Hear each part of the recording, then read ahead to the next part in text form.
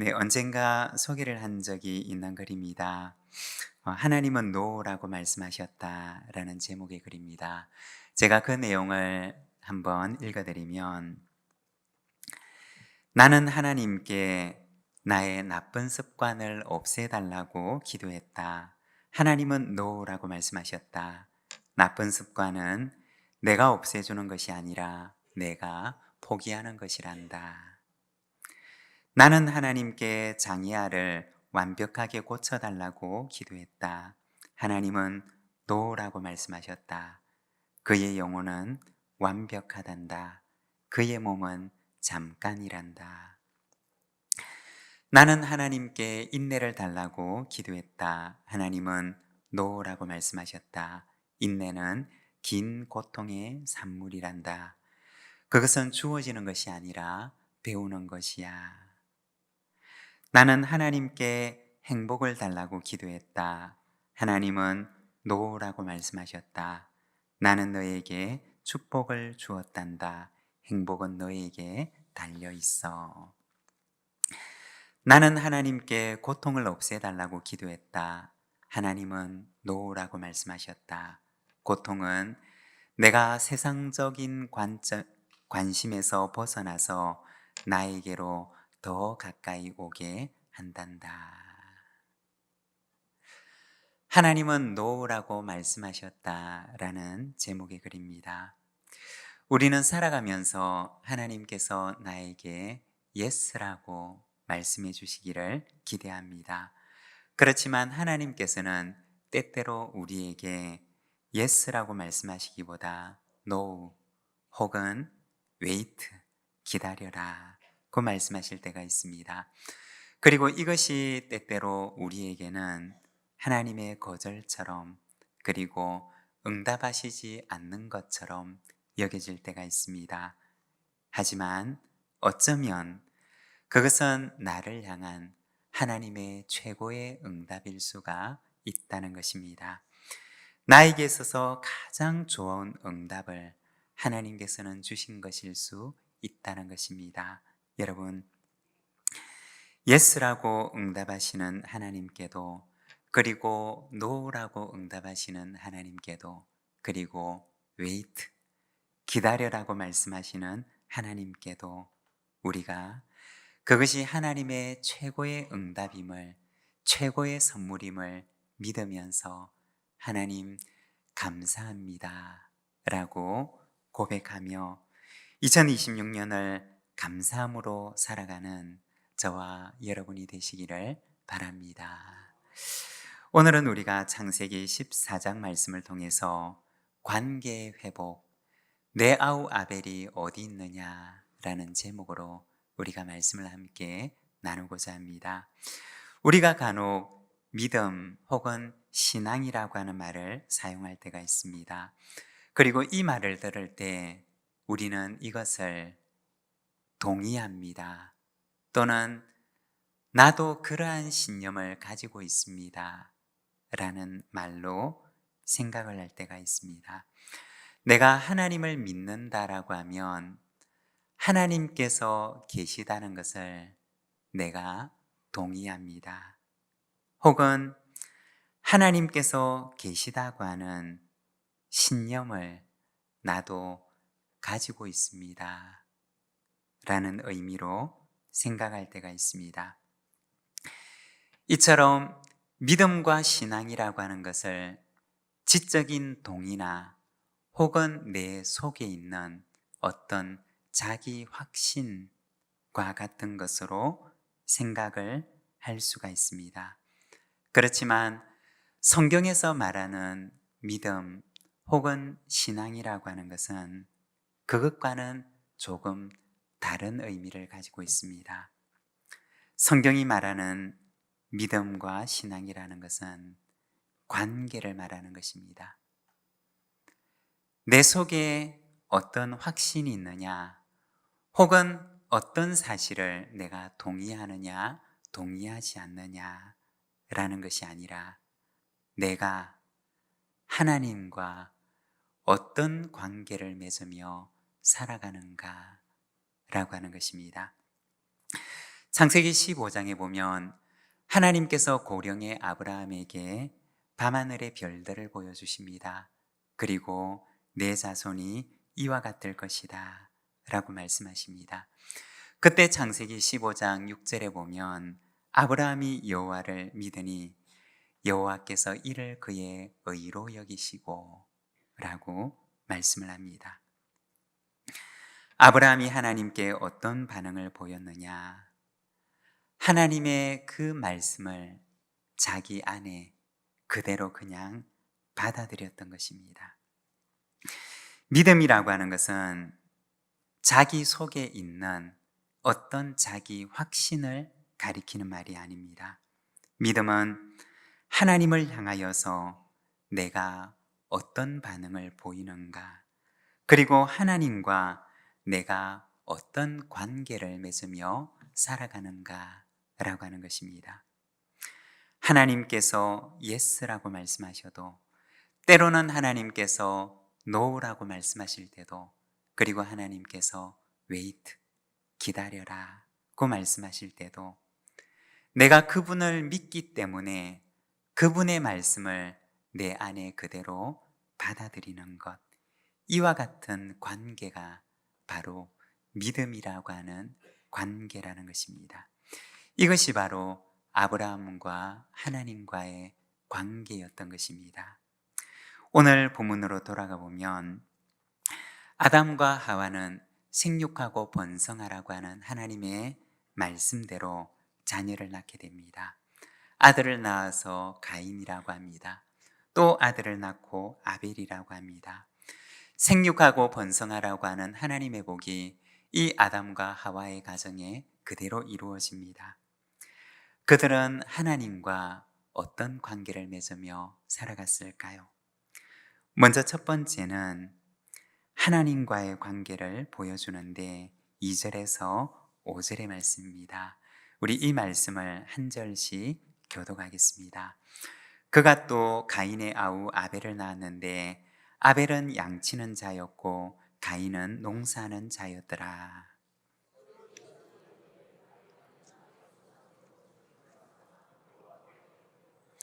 아벨은 자기도 양의 첫 새끼와 그 기름으로 드렸더니 여호와께서 아벨과 그의 제물은 받으셨으나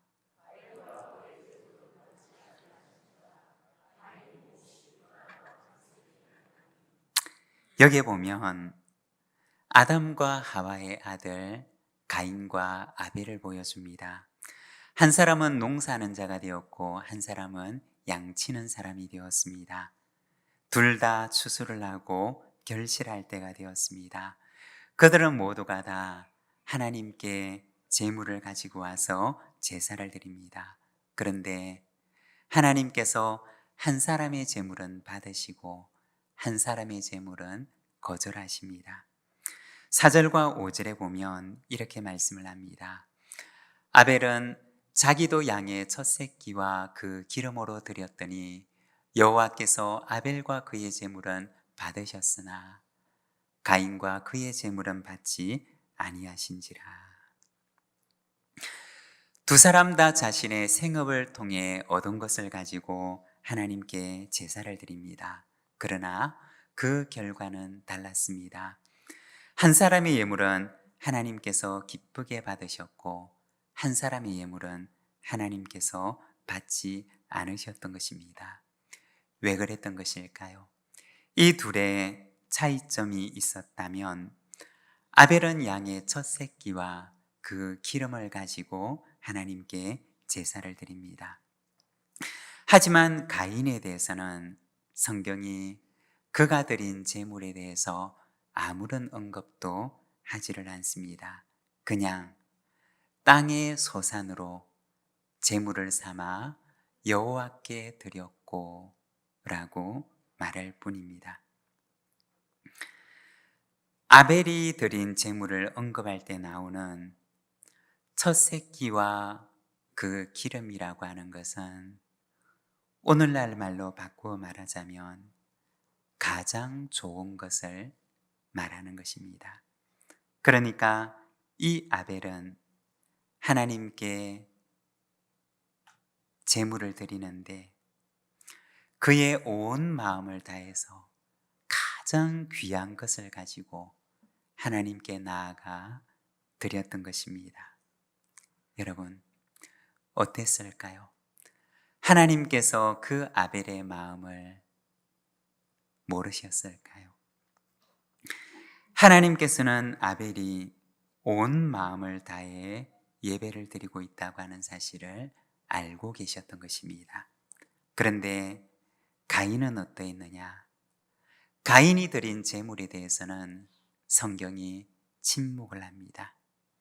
다시 말해 아벨이 하나님께 예배를 드리는 마음과 가인이 하나님께 예배를 드리는 마음이 달랐던 것입니다.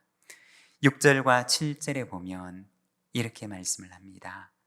여호와께서 가인에게 이르시되 내가 분하여 함은 어찌됨이며 안색이 변함은 어찌됨이냐? 내가 선을 행하면 어찌 낯을 들지 못하겠느냐? 선을 행하지 아니하면 죄가 문에 엎드려 있느니라. 죄가 너를 원하나 너는 죄를 다스릴지니라. 여기에 보면 하나님께서 그들의 재물에 대해서 보이신 반응에 대해 가인은 분노하고 그리고 하나님께 반항합니다.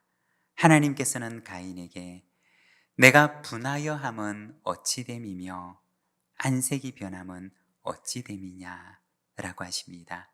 그리고 7절에 보면 내가 선을 행하면 어찌 낯을 들지 못하겠느냐 라고 하십니다.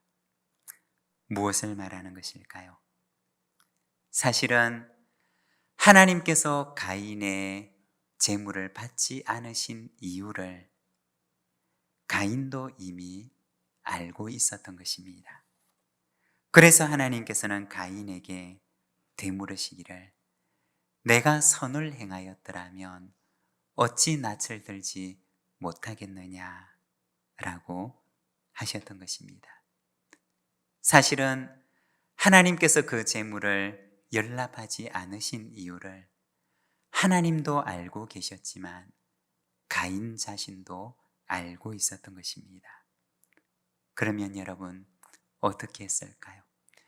자신의 예물을 하나님께서 기쁘게 받지 않으신 사실을 깨닫게 되었을 때 가인은 어떻게 했을까요? 가인은 자기를 돌아보아야 했을 것입니다.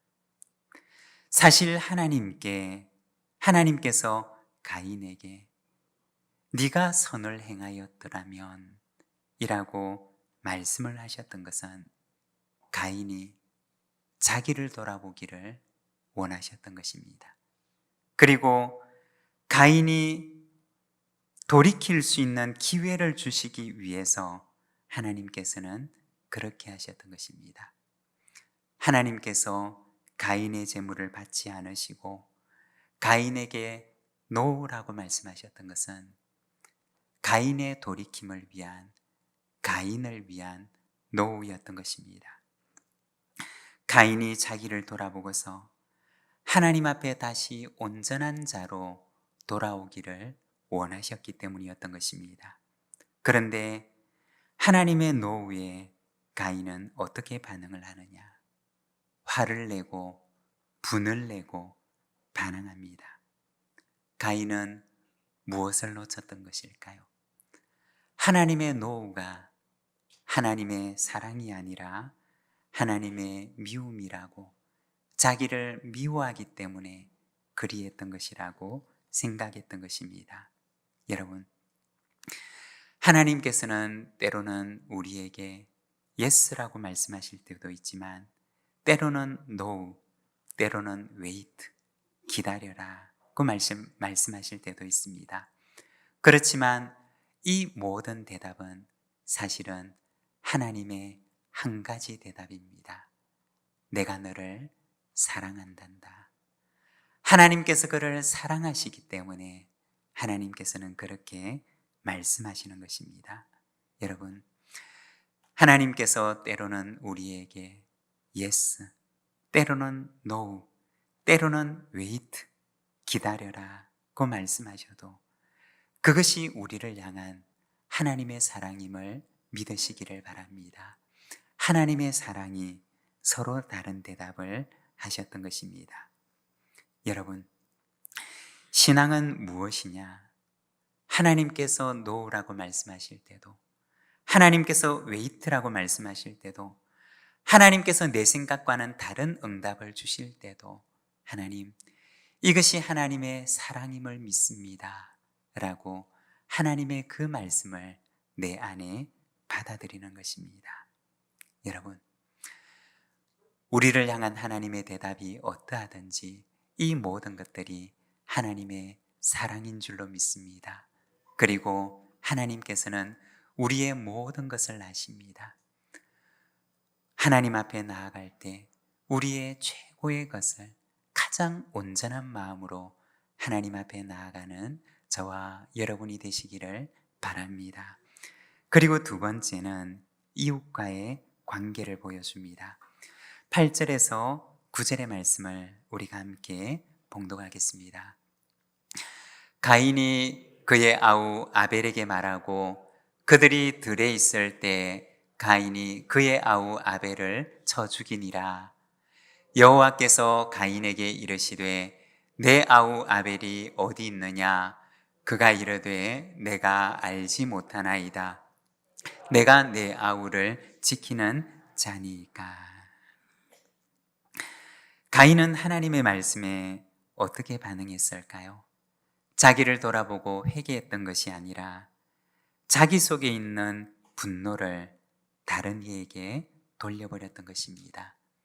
하나님을 향해 돌리고 동생을 향해 돌리며 그는 하나님께서 자신의 제사를 받지 않으신 그 책임을 하나님께로 그리고 다른 이에게로 돌렸던 것입니다. 가인의 분노가 향했던 곳은 누구였느냐? 그의 동생이었습니다. 내 제사가 받아들여지지 않았던 그 책임을 그는 그의 동생에게 돌렸던 것입니다. 그리고 그가 선택했던 것은 무엇이었느냐? 자신의 분노로 동생을 죽이게 됩니다. 여러분, 가인의 이러한 모습을 보시는 하나님의 마음은 어떠하였을까요? 위태위태하게 그 경계선에 서 있는 가인의 모습을 보는 하나님의 마음은 어떠하셨을까요? 우리가 7절 말씀을 보게 되면 가인이 그 동생을 죽이기 전에 하나님께서 가인을 찾아오십니다. 그리고 말씀하시는데 내가 선을 행하면 어찌 낯을 들지 못하겠느냐? 선을 행하지 아니하면 죄가 문에 엎드려 있느니라. 죄가 너를 원하나 너는 죄를 다스릴지니라.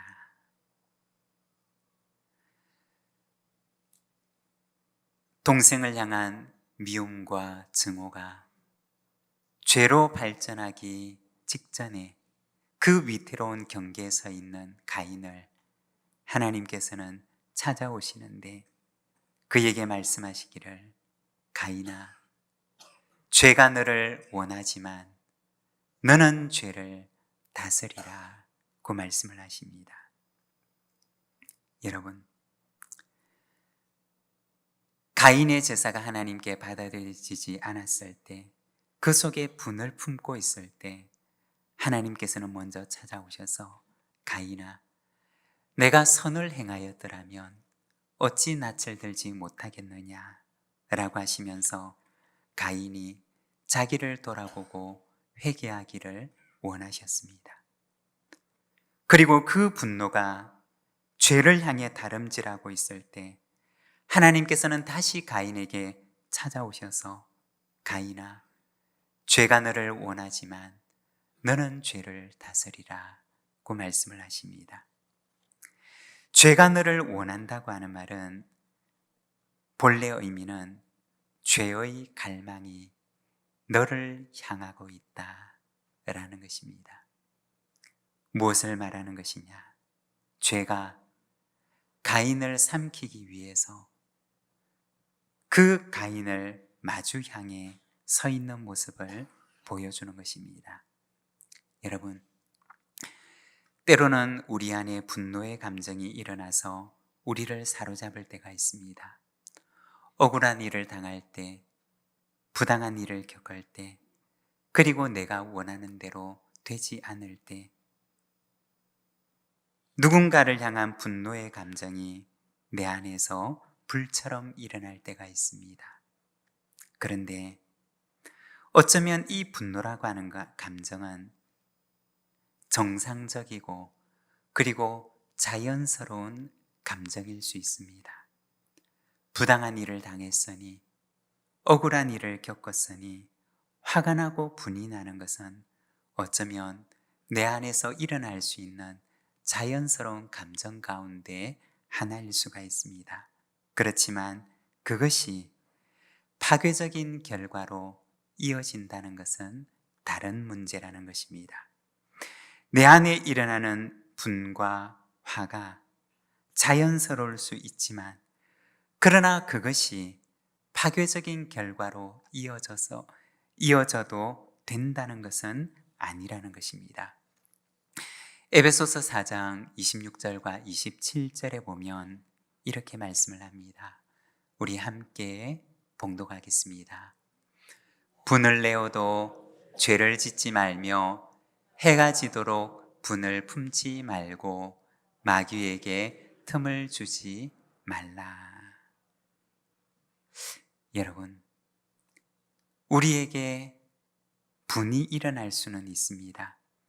그렇지만 성경은 분을 내어도 그것이 죄로 이어지지 않도록 하라고 말씀을 하십니다. 그리고 해가 지도록 그 분을 내 안에 오래 품지 말 것을 말씀하십니다. 그리고 마귀에게 틈을 주지 않도록 하라고 말씀을 하십니다. 분이 나는 것은 자연스러운 감정일 수 있습니다. 그렇지만 그 감정에 틈을 타고 마귀가 우리를 지배할 수도 있다는 것입니다. 하나님께서는 가인에게 죄가 너를 원하지만 너는 죄를 다스리라고 말씀을 하십니다. 여러분, 가인은 어떻게 했을까요? 위태로운 경계선에 서서 위태위태한 상황 속에 놓여 있는 가인에게 하나님께서 간곡하게 사랑의 당부를 하시는데 가인은 어떻게 했을까요? 우리가 성경을 보면 가인은 자신의 죄를 다스리지를 못합니다. 그리고 분노라고 하는 감정에 틈을 타고 들어온 사탄에게 자기를 내어주게 됩니다. 그리고 동생을 죽이는 끔찍한 결과로 이어지게 됩니다. 하나님께서는 그때도 가인을 찾아오셔서 말씀을 하십니다. 가인아, 내 아우 아벨이 어디에 있느냐? 끔찍한 죄를 저지르고 난 이후에도 하나님께서는 가인을 찾아오셔서 가인아, 내 아우 아벨이 어디에 있느냐? 라고 물으십니다. 여러분, 왜 하나님께서 그에게 그렇게 물으셨던 것일까요? 죄를 추궁하기 위해서 물으셨던 것일까요? 아니면 그봐 내가 뭐라고 그랬어? 라고 하시며 그 죄에 빠진 가인을 또 한 번 정죄하려고 부르셨던 것일까요? 아니면 가인을 비방하기 위해서 하나님께서 그렇게 말씀하셨던 것일까요? 가인을 향한 또 한 번의 부르심은 죄를 짓고 난 이후였지만 그를 회개로 부르셨던 하나님의 사랑의 음성이었던 것입니다. 그럼에도 가인아, 너는 다시 너가 있어야 하는 자리로 돌아오라고 말씀을 하셨던 것입니다. 하나님께서 기대하셨던 것은 무엇이었을까요?